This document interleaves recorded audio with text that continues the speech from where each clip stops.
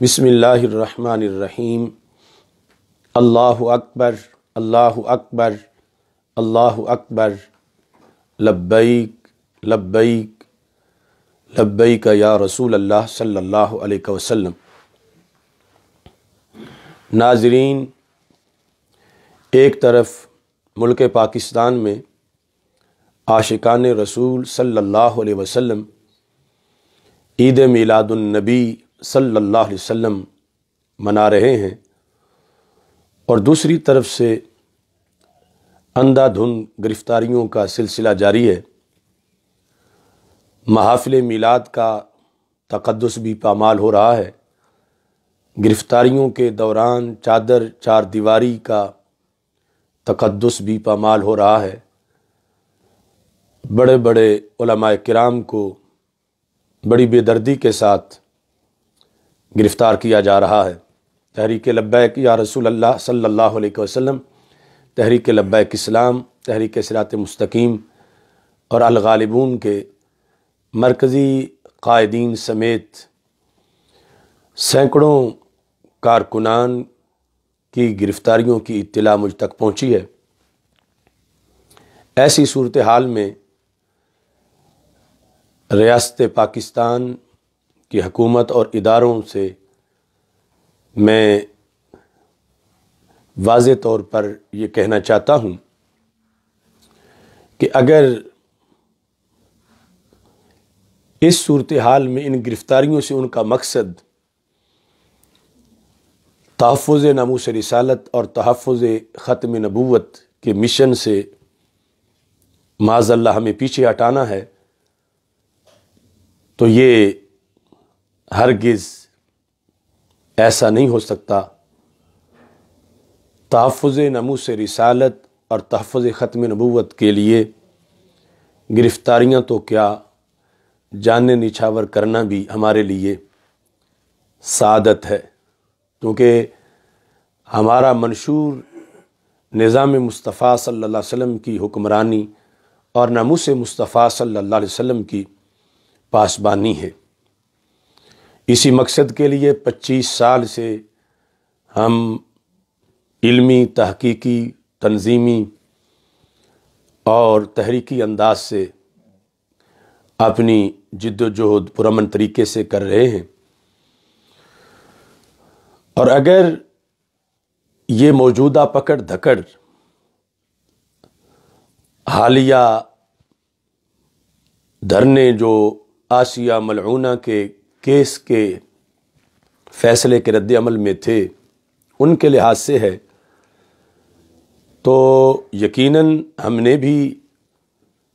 تحریک لبیک یا رسول اللہ صلی اللہ علیہ وسلم، تحریک لبیک اسلام نے اپنے اس فیصلے پر اپنے تحفظات کا دلیل کے ساتھ اظہار بھی کیا اور پرامن احتجاج بھی کیا۔ لیکن جیسا کہ اس موقع پر میں نے قومی پریس کے سامنے گفتگو کرتے ہوئے یہ بات واضح کی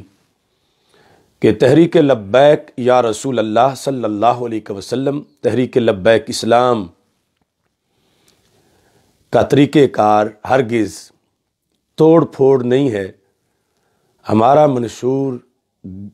جلاؤ، گھراؤ اور ریاست سے ٹکراؤ نہیں ہے۔ جن لوگوں نے توڑ پھوڑ کی ہمارا ان سے کوئی تعلق نہیں، اور ایسے ہی جن لوگوں نے پاک آرمی کے خلاف، ملک کے اداروں کے خلاف فتوے دیے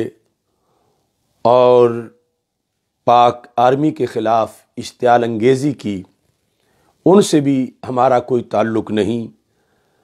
ہم نے واضح طور پر یہ حقیقت سب کے سامنے بیان کی۔ T L P, Tehreek Labbaik Pakistan, ان کے کا اپنا طریقہ کار ہے، ہمارا اپنا طریقہ کار ہے، اور اس وقت جو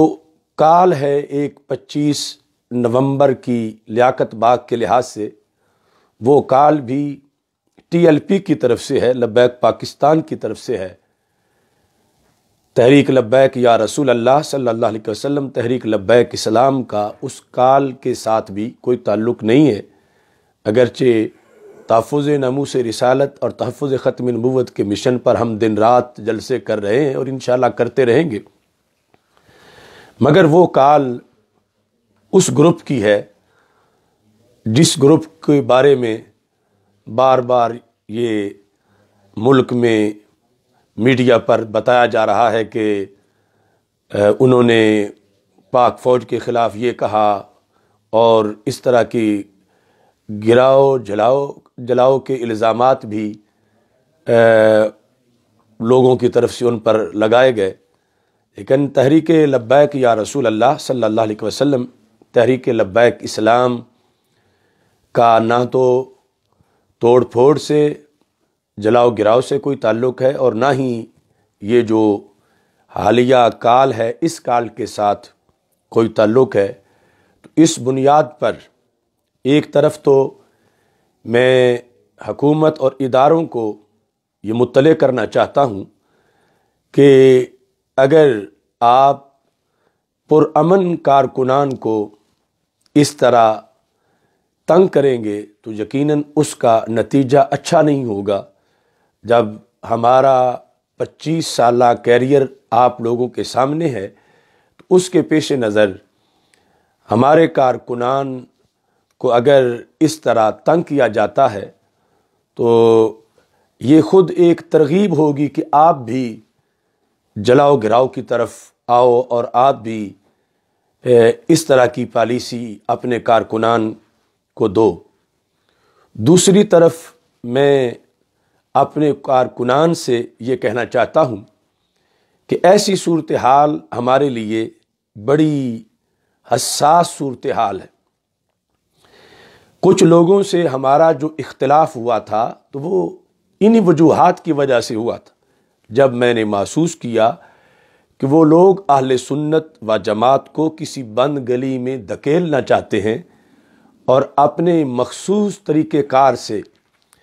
اہل سنت و جماعت کو کسی اور رستے کی طرف لے جانا چاہتے ہیں۔ ان کی پالیسی کی غلطیاں اور ان کے غلط معاہدے اور معافی دینا اور معافی لینا، اس طرح کی جو مسلسل صورتحال تھی، میں نے بروقت متنبہ کیا تھا۔ آج عوام اہل سنت اور کارکنان اہل سنت کے سامنے بہت سی چیزیں واضح ہو رہی ہیں جو اس وقت انہیں سمجھ نہیں آ رہی تھی۔ تو میں تحریک لبیک یا رسول اللہ صلی اللہ علیہ وسلم، تحریک لبیک اسلام،